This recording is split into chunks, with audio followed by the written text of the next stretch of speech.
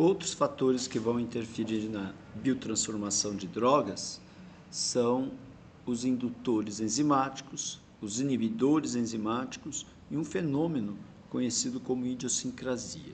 Então, vou falar de cada um de forma bastante simplificada. Então, em relação aos indutores enzimáticos, várias drogas, quando usadas por um paciente, por um indivíduo, essas drogas, o uso crônico delas principalmente, vai fazer com que o fígado, vai estimular o fígado a produzir uma quantidade maior de enzimas. E quais enzimas? Aquelas do citocromo P450, que nós falamos lá no vídeo anterior. Então, por exemplo, o álcool crônico, a carbamazepina, que é um antiepiléptico, a rifampicina, que é um antibiótico usado no tratamento principalmente da tuberculose, barbitúricos, que é antiepiléptico, pode ser também sedativo, a griselfuvina, que é um antifúngico, etc. Então, quando o paciente faz uso dessas drogas, o fígado desse paciente começa a produzir uma quantidade maior de enzimas. E, se caso ele tiver que usar um outro medicamento simultaneamente, pode acontecer desse fármaco do outro medicamento ser metabolizado mais rápido, porque o fígado dele está produzindo uma maior quantidade de enzimas e vai metabolizar aquele fármaco mais rapidamente. E aí o fármaco, esse outro medicamento que ele venha a usar, pode ser que não faça o efeito esperado. Então vai acontecer o que a gente chama de falha terapêutica. Então, os indutores enzimáticos fazem com que o fígado do indivíduo comece a metabolizar mais rápido outros fármacos. Então, se o outro fármaco, para ser metabolizado, depende de uma dessas enzimas que começou a ser produzida em maior proporção, esse novo fármaco não vai fazer efeito nenhum, tá? Ou vai ter sua eficácia prejudicada. Então, os indutores enzimáticos, geralmente na bula desses fármacos, vem especificado quais outras drogas que não podem ser administradas concomitantemente ou simultaneamente, porque senão não vai ter eficácia esperada. Em relação aos inibidores enzimáticos, é o contrário.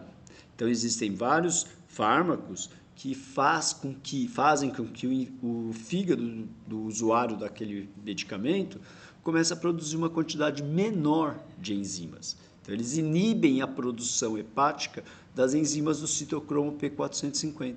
Então, algumas enzimas daquele complexo enzimático vão ser produzidas em menor quantidade e caso o paciente venha a usar um outro medicamento, pode ser que o fármaco desse outro medicamento, como ele não será metabolizado de forma adequada, ele vai se acumular no organismo e isso pode levar a uma intoxicação. Então, coloquei aqui alguns exemplos de inibidores enzimáticos: cimetidina, isoniazida, cloranfenicol, ciprofloxacina, tisulfiram, entre outros. Tá? Em relação à idiosincrasia, esse prefixo idio, ele quer dizer próprio, pessoal, né? Então, idiosincrasia, em farmacologia, é um fenômeno no qual um determinado paciente vai apresentar uma resposta a uma determinada droga diferente daquela que geralmente é observada na maioria das pessoas. Então, isso pode ser, essa diferença pode ser para mais ou para menos. Então, por exemplo, pode ser que o paciente tome um medicamento e aquele medicamento não faça efeito, né? Na maioria das pessoas, aquele medicamento tem uma eficácia muito boa, resolve o problema para o qual ele foi usado, e aí um determinado indivíduo usa aquele medicamento e foi como se tivesse tomado água. Então, isso pode ser devido ao fato desse indivíduo produzir uma quantidade maior do que o normal de enzimas que metabolizam aquela droga. E aí aquela droga vai ser metabolizada muito mais rápido e não vai fazer o efeito esperado. Então, é uma característica daquele indivíduo, é individual. Ou pode acontecer o contrário, né? O indivíduo não produz uma determinada enzima para metabolizar um fármaco que ele venha a usar, um medicamento que ele venha a usar, aí aquele fármaco, como ele não vai ser metabolizado, porque o indivíduo não produz aquelas enzimas, esse fármaco vai se acumular no organismo, podendo causar uma intoxicação. Tá?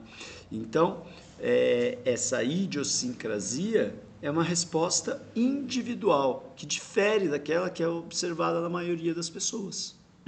Então, para esse indivíduo que não teve uma boa resposta ou teve uma resposta tóxica a uma determinada droga, ele vai ter que dali para frente, caso não aconteça o pior, né, dele morrer, ele já sabe que aquele medicamento ele vai ter problema, ele não vai poder usar. Tá?